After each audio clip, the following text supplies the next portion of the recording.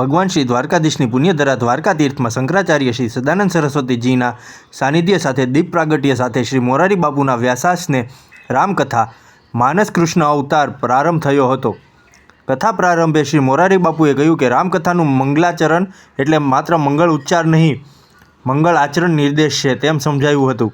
પ્રથમ દિવસે કથાગાન કરતા શ્રી મોરારી બાપુએ રામ અવતારે 7મો અવતાર અને રામચરિત્ર માનસના 7 સોપાને ઉલ્લેખ સાથે ટૂંકમાં મહાત્મય વર્ણવ્યું અને 8મો અવતારે કૃષ્ણ અવતાર જણાવી રામકથા નિશાણી છે જે ઉદ્વર્ગમન કરાવનાર છે તેમ કહ્યું.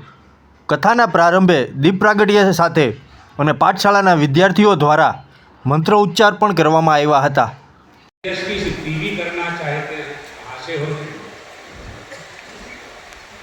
जहाँ पे होगी उनके ही प्रार्थना की जा रही है. ये मंगलाचरण हनुमान जी महाराज